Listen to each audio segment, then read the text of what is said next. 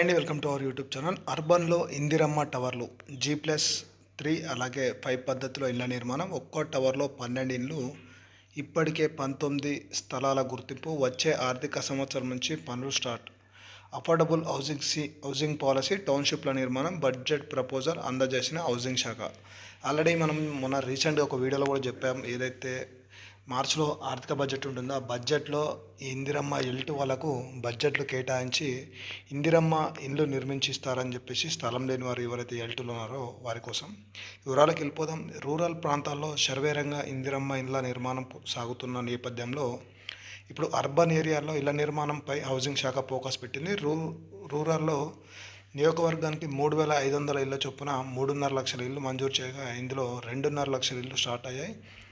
ఇందులో భాగంగా జిహెచ్ఎంసీతో పాటు మున్సిపాలిటీలు, కార్పొరేషన్లో G+3 లేదా 5 ఫ్లోర్లతో ఇందిరమ్మ టవర్లను ప్రభుత్వం నిర్మించనుంది. వీటిని వచ్చే ఆర్థిక సంవత్సరం అంటే ఏప్రిల్ నుంచి పనులు స్టార్ట్ చేయనున్నారు. వీటితో పాటు పేద మధ్యతరగతి ప్రజలకు తక్కువ ధరకు MIG, LIG కాలనీలు నిర్మించడం, శాటిలైట్ టౌన్షిప్ల నిర్మాణాలు చేయాలని చెప్పేసి ప్రభుత్వం అయితే యోచిస్తుంది. ఈ 3 నిర్మాణాలకు వచ్చే బడ్జెట్లో నిధులు కేటాయించాలని చెప్పేసి ఫైనాన్స్కు హౌసింగ్ అధికారులు ప్రపోజల్స్ అయితే పంపించారు. త్వరలో హౌసింగ్ మంత్రి దగ్గర రివ్యూ చేపట్టి తర్వాత డిప్యూటీ సీఎం శాఖల వారిగా రివ్యూలు చేయనున్నారు.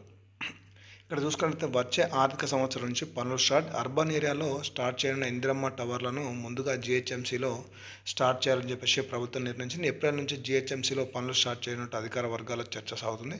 అర్బన్ ఏరియాలో అర్హులు ఎక్కువగా ఉండి సొంత జాగా లేని వాళ్ళకి ఇళ్ల నిర్మాణం, స్లమ్ ఏరియాలు, ప్రభుత్వ స్థలాలు గుర్తించి వివరాలు అందజేయాలని చెప్పేసి జిల్లా కలెక్టర్లను హౌసింగ్ శాఖ ఆదేశించింది. వీటి వివరాలు హౌసింగ్ శాఖకు చేరాయి. నగర ప్రాంతాల్లో సొంత స్థలం లేని వేలాది మందికి ఈ విధానం ద్వారా లబ్ధి అయితే చేకూరనుంది.